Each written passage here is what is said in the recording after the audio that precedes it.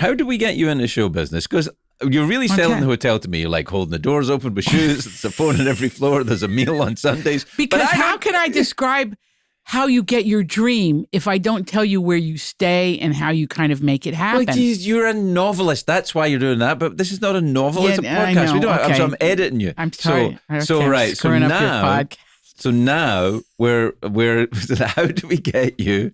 How do we get you into the show business world that you're in?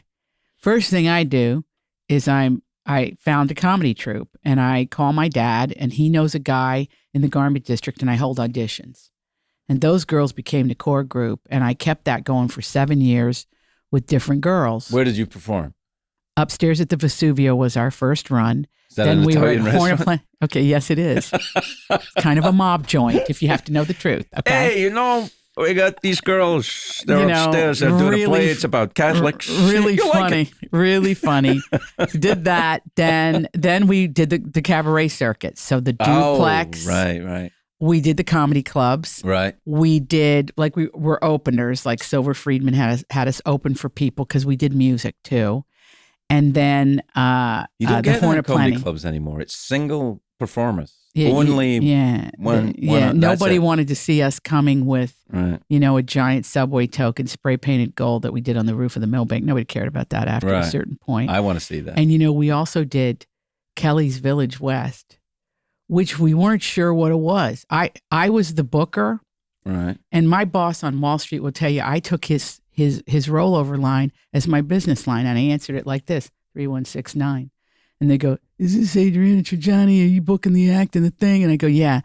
So one day he called the second line because I was ratted out. And I went 3169. And he said, this is your boss. I need to talk to you. And I went, uh-oh. Oh, no. And I hung up. Don't worry. This guy, he just liked the fact that I was funny.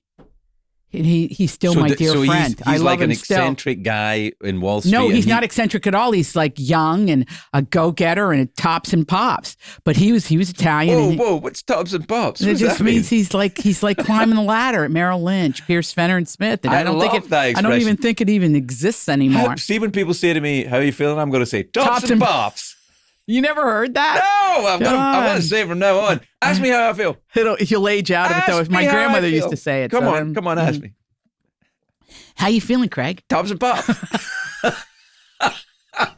You think anybody's going to like this podcast? I don't give a shit. What are we doing? I love it. I don't give a shit. Okay. That's why you're a success in show business. You don't have that I don't care gene. Okay, go ahead. So you get out of St. Mary's. You get out of no. You're in show business. Now I'm in. You're in the comedy troupes. I'm in the comedy troupe, and everybody's conspiring to help me make my dream come true. Right, and now but you're still writing. Now you're going to write when do you start writing the TV comedies? What's the first TV comedy you started writing? First TV comedy was okay. There's one thing before that, which was Off-Broadway at the Manhattan Theater Club. Right. And you notice I've never worked there since. Right. It was called Secrets of the Lava Lamp for Camille Saviola, who was starring in 9, the musical. Right. She was a little tugboat of a woman. She's in heaven now, I guess. Right. And you say, I guess, like maybe she's not. I don't know. I don't know if she believes she go there. But anyway, that's all what you believe. So she found me. I was doing staged readings all over the city.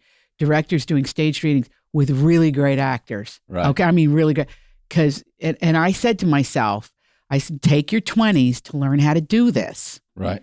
Work with other actors and see what you could do and direct them and see what, anyway. So that led to, she hired me, Camille Saviola, and I got trashed by Mel Gussow in the New York Times. Oh, we've all been trashed in the New York Times. That's part of life. I didn't really care. But the people I was temping for, they were a little embarrassed because they all came to the show. And they were like, how'd you get your... I don't like people I know coming to the show. I don't like to see anybody I know and there. I do sometimes. I haven't seen you suck. No, but not recently. Yeah. However, so this turned into, for me, was another trajectory of show business. How did I get TV was my girlfriends, 2 of them were working in the mailroom at William Morris. Suzanne Gluck, who became a huge agent, and Ruth Pomerantz, who was at the time was a producer. She was like a baby producer, and she discovered Grisham for the movies. She was a mom, or she was? I mean, a baby producer. Like she was a newbie. She was young. She was in her 20s. She wasn't producing babies. She's so smart. Ruth is still one of the most brilliant people I know. I mean, they kind of sat me down. They said, You're terrible. I'm blowing past your BS. Anyway, so you're bullshit. Sorry. Anyway, I'm trying to tell the story. You get me off track and then you blame me. All right. Tell the story. Okay. Tell the story.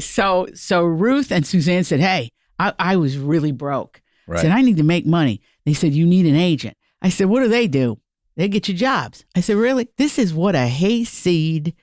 I had the dream, but none of the logic. I didn't understand. I just thought they'd find my work, you know. Right. Well, this is when it gets magical. Oh. They said, you need to write TV. Now, keep in mind, I grew up in a place where you barely got reception. The first show I really remember loving was The Waltons. Oh, I love that show. About a poor family in Appalachia. Yeah. That was our family. Yeah, oh, really? So that's what I call this, except we were like the 1970s version. Right. But anyway, so I knew I had to figure out a way with my past and my lineage, which was non-existent, how to break into the business whatever way I could. And so when they made me a list of agents and they said, you're going to meet all these people. And there was a list. And I went to the first guy and I liked him. And I said, I called him up. I said, I'm going to go with him, but you need to meet everybody. I said, no, for what? Right. I like this guy, Wiley Housem at ICM. Right.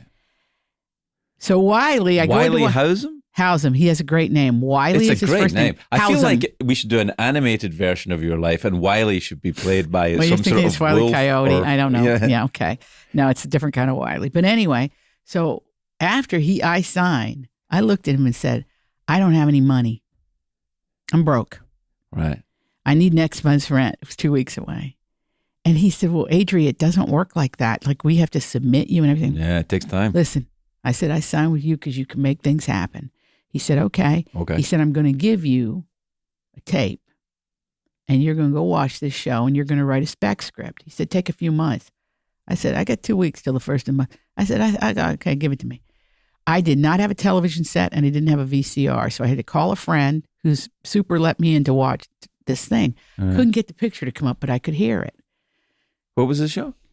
Oh, you were making me wait. Making you wait. Okay. That's what you call dramatic tension. Yeah, which you clearly are not a master of. And dramatic. As well, you know. All right, come on. Okay, all right. So anyway, so I can't see it, but I can hear it. Like it's like a radio play. And I got all the characters, and I was feverishly ready, and listened to it like 3 times. I wrote everything down, and I got it. Oh, it's a blue-collar family. The mother's bitter. The father's kind of put upon 2, and the kids are pretty hysterical. And I thought one of the kids, that's the only thing I got wrong. I got her name because the mother kept going, Betty. And it was Becky. She was saying Becky. But I heard Betty. Yeah. I left it in there. Right. So I went home. In 2 days, I wrote this script. I still don't know what the show is.